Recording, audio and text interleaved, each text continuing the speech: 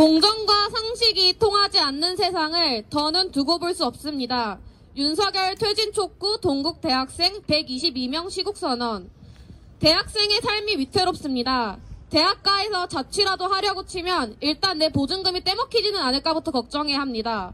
서류를 떼어보고 발품을 팔아도 안심할 수 없습니다. 전세 사기 피해자가 3만 명이 넘었습니다. 이 중 70%가 청년입니다.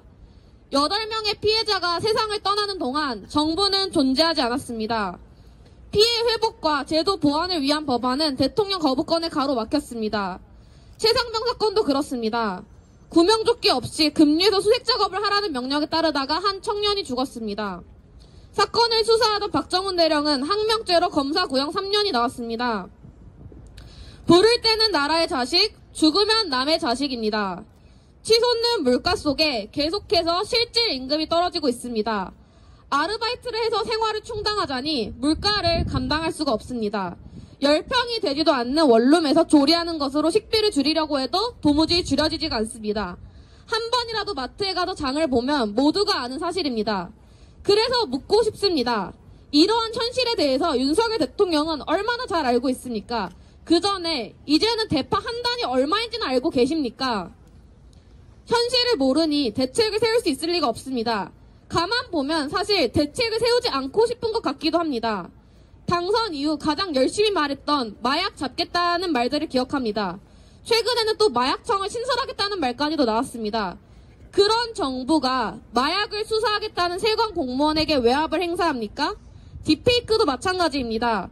여성의 몸과 얼굴이 언제라도 합성되어 인터넷을 떠돌 수 있다는 공포를 기억합니다. 그런데 여기에 대해 얼마나 실질적인 대책이 있었습니까? 윤석열 정부의 정책은 항상 이런 식입니다. 언제나 말뿐인 정부입니다. 아니면 거부권뿐인 정부라고 해야 할지도 모르겠습니다.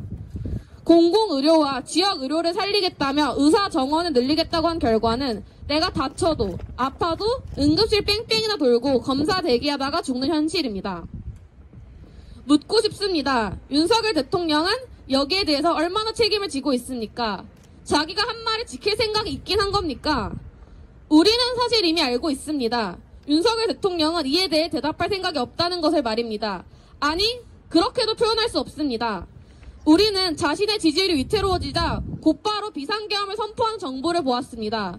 군홧발이 국회를 짓밟으려 들이닥치는 것을 보았습니다. 우리의 삶을 망가뜨리는 것으로도 모자라 그동안 일구었던 민주주의라는 가치마저 망가뜨리려고 하는 것을 보았습니다. 이것은 더 이상 지지의 문제조차 아닙니다. 우리는 공정과 상식이 통하는 사회를 원합니다. 민주주의라는 가치가 지켜진 사회를 원합니다. 그것을 무너뜨리려는 자는 그 누구든 용서할 수 없습니다.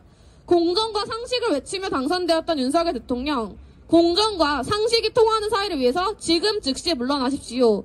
동국대학교 시국선언 연명자 122명.